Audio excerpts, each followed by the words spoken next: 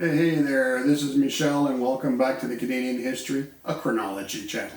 Today's episode, number 22, is the end of the end for New France. The start of the conquest of New France, oddly enough, begins in the Ohio Valley and includes a young officer named George Washington. But before that, let's take a quick moment to review what we saw and heard in the last episode. We learned that the British, under Charles Lawrence, created a final resolution that saw the Acadians being rounded up and forcibly shipped off to foreign lands. Between 1755 and 1762, some 10,000 Acadians were evicted from Nova Scotia, with more than 3,000 dying along the way. Many of these evicted Acadians ended up in Louisiana, and their descendants there becoming known as Cajuns. Okay, let's start off with this. Here's a quote for you from essayist Horace Walpole, who lived from 1717 to 1797.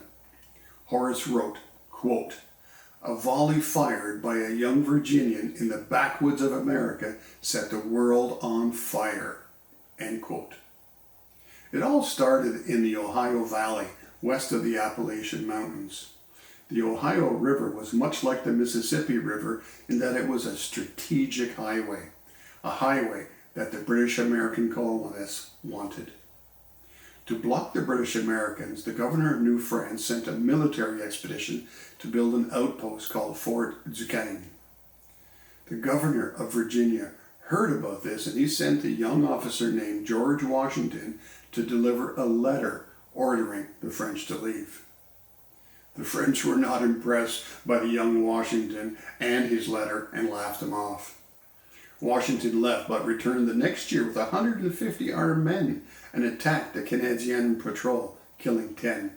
These would become the first deaths in what was become a world war. Following his attack, Washington retreated to a temporary shelter named Fort Necessity, but was surrounded by the French and had to surrender. Washington left the area, again defeated. But the British American colonies were not done with the French. In April of 1755, governors from several colonies gathered at Alexandria, Virginia, to plot revenge. They agreed to a four-pronged assault against the French. The British Americans would attack at Niagara, at Lake Champlain, at Acadia, and of course, Fort Duquesne. Leading a British American strike force of 2,500 soldiers into the Ohio Valley was General Braddock, but Canadian, French, and Native allies were waiting in ambush for them. The British Americans lost 977 men, including General Braddock, while the French only lost 23 soldiers.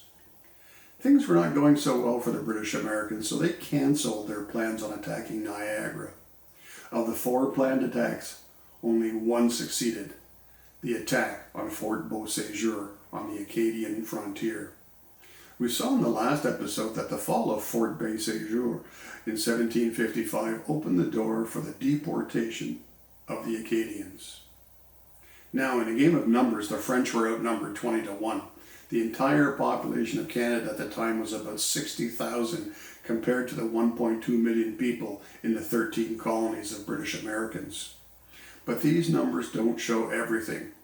For starters, the British American colonies were not united, often bickering amongst themselves. And they had no support from the First Nations except for a few Iroquois. But the French, they had very close ties to the First Nations peoples. They were allied with the Algonquin nations, the Malecite, the Micmacs, the Ojibwa, the Ottawa, the Potawatomi, the Miami, the Illinois, and a breakaway group of Mohawks from Montreal.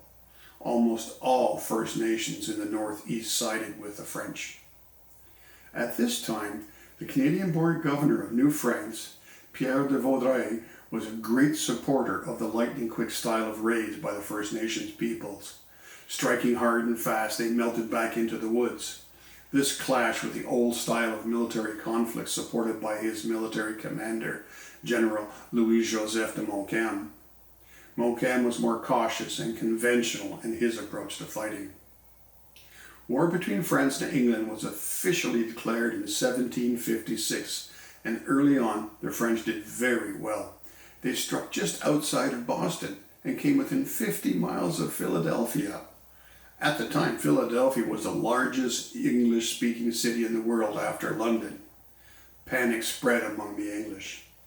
In 1756, Vaudreuil attacks Fort Oswego on the eastern shore of Lake Ontario.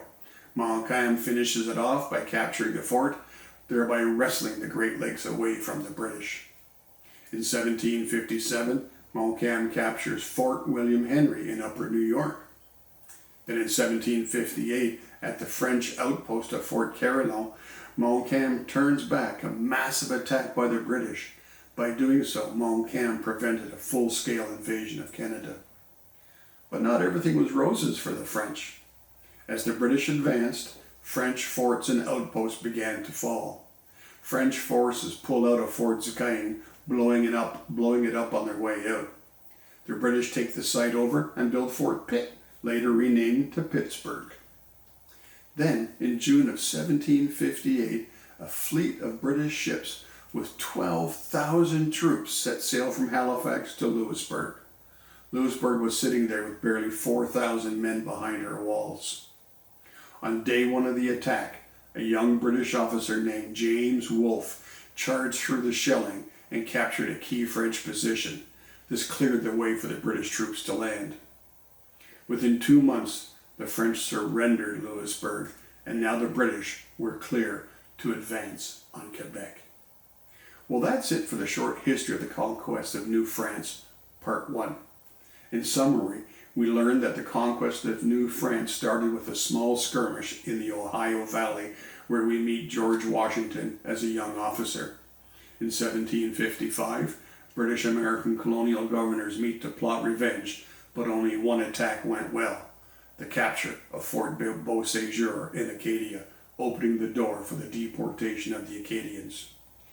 We learned that the French had many First Nation allies that led many successful commando-style raids on the British, but that the British did finally capture the fortress of Louisbourg in 1758. We were also introduced to Montcalm and Wolfe, both who would figure prominently in the battle for Quebec. Now please stay tuned for the next episode, episode 23, The Conquest of New France, Part 2, where we jump into the Battle of Quebec. Now remember, at any time feel free to leave comments or questions below, and I'll do my best to respond to them all. And please, be a true Canadian and be polite. And if you like this content, please subscribe to my channel. Give it a thumbs up. And hit the bell if you'd like to be notified of any new content. Thanks everyone, and have a great day.